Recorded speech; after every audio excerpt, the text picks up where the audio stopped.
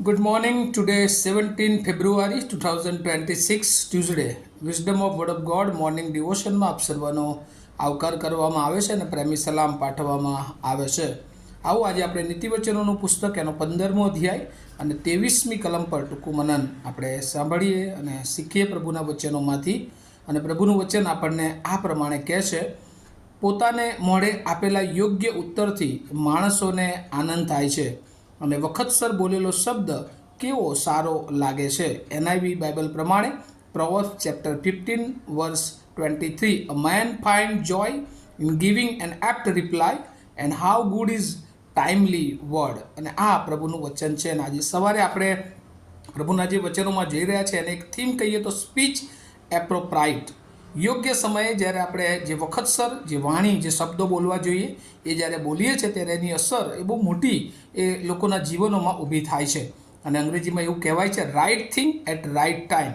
જો યોગ્ય બાબતો એ યોગ્ય સમયે માણસોના જીવનમાં કહેવામાં આવે તો એને બહુ મોટું અસર કરે છે. અને અહીંયા પણ પ્રભુનું વચન શીખવે છે કે પોતાને મોઢે આપેલા યોગ્ય ઉત્તરથી માણસોને આનંદ થાય છે. અને કાઉન્સેલિંગ જે પાસ્ટોરલ કેર એન્ડ કાઉન્સેલિંગ નામનું જે સબ્જેક્ટ હોય છે અને એમાં શબ્દો દ્વારા સારવાર એ કાઉન્સેલિંગનો બહુ મોટો એક વિષય છે. અને ઘણી બધી વાર એ જુદા જુદા સમયોમાં જ્યારે માણસને યોગ્ય શબ્દો દ્વારા કાઉન્સેલિંગ કરવામાં આવે ત્યારે ચોક્કસ એને આપણે બચાવી શકીએ છીએ. ઘણી બધી વાર કોઈ માણસ દાખલા તરીકે આત્મહત્યા કરવા કોઈ તળાવ કે નદીમાં જતો હોય અને એ પૂર્વે જો આપણી એની સાથેની મુલાકાત થાય અને આપણે એને યોગ્ય પ્રભુના વચનો દ્વારા જીવન સંબંધી જે ઉત્તેજન છે એ જીવન ઈશ્વરની ભેટ છે એ બધી બાબતો જો એને જણાવીએ છીએ તો કદાચ એ ત્યાંથી પાછો ફરી જાય છે અને એના જીવનમાં જે નાશ છે એનાથી આપણે એને આનંદ તરફ લાવી શકીએ છીએ અને અનંત જીવન તરફ આપણે એને મૂકી શકીએ છીએ. અને એટલા માટે ઘણી બધી વાર એ ઉત્તેજનના શબ્દો એ માણસોના જીવનમાં આનંદ લાવે છે, એને બચાવી શકે છે.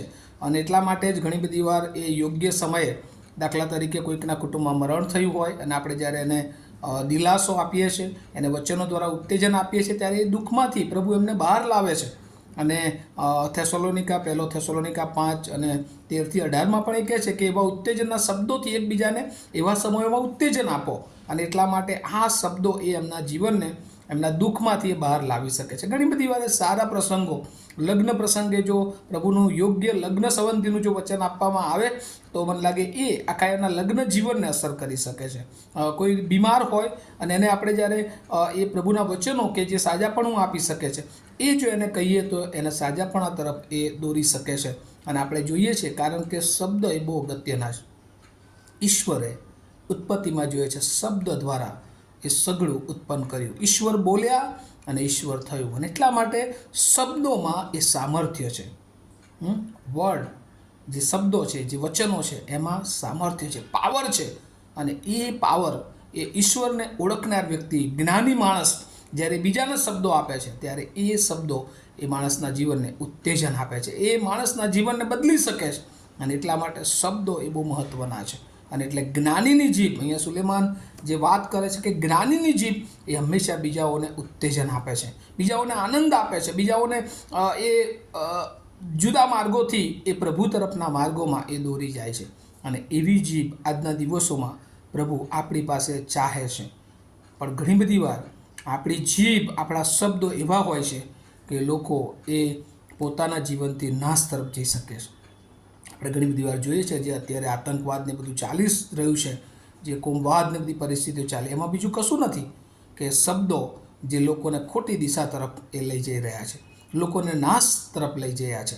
અને એ બધી બાબતોથી આપણે પ્રભુના વચનોના શબ્દો દ્વારા લોકોને પ્રભુની પાસે એ પાછા લાવી શકીએ છીએ. અને એટલે કેટલાક જુદી દિશા તરફ લઈ જાય, કેટલીક નકારાત્મક બાબતો તરફ એ શબ્દો લઈ શકે છે. પણ જો આપણે પ્રભુના બાળકો છીએ, આપણી પાસે ઈશ્વરના વચનોરૂપી શબ્દો છે, ઉત્તેજન છે, તો એના દ્વારા આપણે ઘણા બધાને એ બચાવી શકીએ છીએ. અને એટલે માટે આજનું જે થીમ છે સ્પીચ એપ્રોપ્રાઇટ. વાણી એ વખતસર જો બોલવામાં આવે તો એ ઘણા બધા જીવનોને એ આત્મિક રીતે ઉત્તેજન આપે છે અને આ પૃથ્વી પર તેઓના જીવોને એ બચાવી શકે છે. કારણ કે જુદી જુદી સમય એ શબ્દો દ્વારા સલાહ એમનો માર્ગદર્શક બની શકે છે.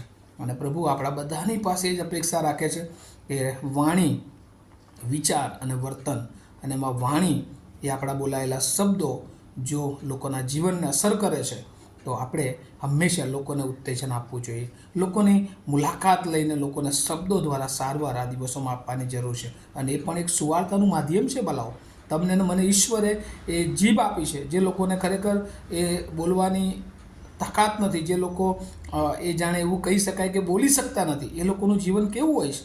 ઈશ્વરે તમને ને મને એ યોગ્ય જીભ આપી છે, ત્યારે એનો યોગ્ય ઉપયોગ કરીએ. અને આ પણ એક ટેલેન્ટ છે કે જે પ્રભુની પાસેથી આપણને મળ્યું છે. અને એ વાણી હંમેશા બીજાઓને ઉત્તેજન આપનારી હોય, બીજાઓને બળ આપનારી હોય અને બીજાઓના જીવનને પ્રભુ પાસે લાવનારી હોય. અને વખતસર ત્યાં લખ્યું છે બીજો ભાગ, અને વખતસર બોલેલો શબ્દ કેવો સારો લાગે છે. How good is timely word. જ્યારે આપણે વખતસર બોલીએ છીએ ને, અને જ્યારે બીજાને એનો ફાયદો થાય છે, બીજાને એનું ઉત્તેજન મળે છે, બીજાને એને આનંદ થાય છે, ત્યારે આપણને પણ બહુ ગમતું હોય છે. કારણ કે આપણા દ્વારા આપણે આપણે કોણ, પણ પ્રભુ આપણા જીવનોનો ઘણી બધી વાર ઉપયોગ કરી શકે છે. અને મારી એ જ શુભેચ્છા છે, પ્રાર્થના છે, આજે સવારે આપણે આપણા જીભને તપાસીએ, આપણા શબ્દોને તપાસીએ, આપણી વાણીને ચેક કરીએ. શું આપણા શબ્દો એ બીજાઓને સાજા કરી શકે છે, બીજાઓને ઉત્તેજન આપી શકે છે, બીજાઓના જીવનને અસર કરી શકે છે, એમને પ્રભુ તરફ લાવી શકે છે? જો એ લાવી શકતા નથી તો આજે આપણે આપણા જીભને કંટ્રોલમાં રાખીએ. બાઇબલ કહે છે કંટ્રોલ યોર ટંગ. આપણે આપણા જીભને કંટ્રોલમાં રાખીએ, આપણા શબ્દોને કંટ્રોલમાં રાખીએ, અને પ્રભુને જે ગમે છે, યોગ્ય છે એવા શબ્દો દ્વારા બીજાઓને આપણે જીવનોમાં ઉત્તેજન આપીએ. આ વચનો સમજવાના માટે પ્રભુ બહુ જ કૃપા આપે. પ્રાર્થના કરીએ. અમારા જીવંત અને દયાળુ ઈશ્વર, આજે સવારે બહુ આભાર માનીએ છીએ. સુંદર વચન પ્રભુ તમે અમને આપ્યું કે એપ્રોપ્રિએટ સ્પીચ જ્યારે અમે બોલીએ છીએ ત્યારે પ્રભુ અમારા જીવન દ્વારા અમે ઘણા બધાને એ ઉત્તેજન, આનંદ આપી શકીએ છીએ. અને પ્રભુ એવું થવા દો કે આ સાંભળનાર અમે બધા અમારા જીવનોમાં હંમેશા એટલું જ બોલીએ કે જે બીજાઓને ઉત્તેજન મળે, અને એ દ્વારા પ્રભુ તમારો મહિમા થાય. એવી પ્રાર્થના ઈસુ પ્રભુના નામમાં સાંભળો, તેનો સ્વીકાર કરો. Amen. Have a nice day to all of you. Thank you.